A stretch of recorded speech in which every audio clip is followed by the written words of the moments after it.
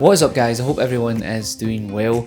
As you can see, I am not in my usual surroundings. I'm actually out here in Barcelona for Mobile World Congress. So last year here at the event, Huawei went ahead and released the MateBook X Pro. And if you do a quick search on YouTube, you will be hard pushed to find anyone who didn't like that notebook, and for good reason. It had awesome specs and it was priced very well. So this year they have went ahead and done a little refresh, and I'm lucky enough to get my hands on one. So today we're going to do a quick unboxing and I'm going to give you my first impressions. Obviously for the full review, if you want to know anything, let me know down below in the comment section and we'll definitely get it answered. So let's go ahead and jump into this. Packaging wise, the box is much of the same, and of course when you open it up you will be greeted with the MateBook X Pro itself. Underneath you will find two boxes. The first box contains your 65-watt power adapter, and the second box is where you will find your USB-C to USB-C cable and of course all of your documentation. So let's go on to the star of the show, and that is of course the X Pro. So like last year, we still have that beautiful unibody design with the diamond cut edges, and it is available in either space grey like I have here or a mystic silver. If you're looking for something that isn't heavy, you'll be happy to know that this weighs in at just 1.33 kilograms, so carrying it around in your bag for the day should not be an issue at all. One of the main changes you will notice straight away, of course, is the new logo on the lid. No longer is the fan logo there, as Huawei have opted to try keep it plain and simple, and I definitely like it. When it comes to the specs, you have the choice of Intel's i5-8265U or the i7-8565U, which are of course 8th generation processors. You can get 8 or 16 gigabytes of RAM. For storage, you can go for 256 or 512 gigabytes, or even 1 terabyte of NVMe PCIe storage. And we now have the Nvidia GeForce MX250 discrete graphics card with 2 gigabytes of GDDR5 memory. Being somewhat of a gaming addict, I'm definitely curious to see if the MX250 can handle some light gaming.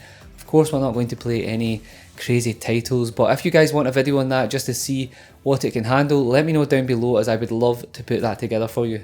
So let's take a quick tour. On the left hand side we have two USB-C ports, one of which is a full powered Thunderbolt 3, so perfect for anyone wanting to hook up an eGPU, 4K display, etc.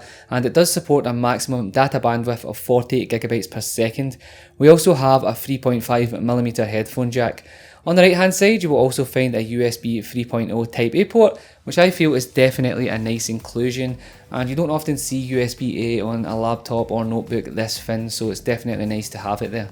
If we go ahead and open up the lid, we can see that super impressive 13.9 inch 3000 by 2000 touchscreen display with a 3:2 aspect ratio that has practically no bezels at all. These thin bezels mean that the X Pro has a 91% screen to body ratio. Honestly, this screen looks beautiful and has an improved 450 nits of brightness this year as well, so outdoor usage in bright sunlight should be a non-issue, but of course I will be testing that out for the full review. Other specs include 100% sRGB colour gamut and a 15,000:1 contrast. The touchscreen also supports gestures like using 3 fingers to swipe down and take a screenshot, which is pretty handy. With practically no bezels, that does of course mean that Huawei has stuck with the hidden webcam that you will find in the keyboard. And while I know this supports better privacy for those paranoid that they are being spied on, it certainly is the worst angle ever for video calls, as it practically looks straight up your nose. So moving on to the keyboard, and I would say that it feels pretty awesome to type on. It's super clicky and the backlighting is certainly bright enough for typing in poorly lit situations. On the right hand side of the deck we have the power button that does double as a fingerprint reader for Windows Hello to log in faster, and it certainly works really fast. At either side of the keyboard you will find the quad speakers that do support Dolby Atmos, and while I'm not entirely sure how effective Atmos is on a laptop or a notebook, they do certainly sound pretty awesome, and they get loud enough that they are definitely going to annoy anyone sitting close by, so definitely a thumbs up from me. Below the keyboard you will find the touchpad that is a good size, and honestly I've had no issues with it at all. And to the right of the touchpad we have an NFC tag that will allow you to utilise Huawei's new One Hop feature, assuming of course you own a Huawei handset. And this allows you to seamlessly share photos to and from the laptop, which is honestly cool and super fast. Other features coming do include cross-device copy and paste, which I feel I will utilise very regular, and you can also have screen recordings of your notebook recorded and then sent instantly to your phone. All of these features, of course, as I said, do depend on you owning a Huawei handset, which reminds me a little bit of Apple, but at the end of the day the feature is pretty awesome and I definitely can't wait for the update to go ahead and use it. For connectivity, we have Bluetooth 5.0, 802.11ac with 2x2 MIMO, so basically we have more antennas, and Huawei claims it can reach up to 1733 megabits per second at 5 GHz.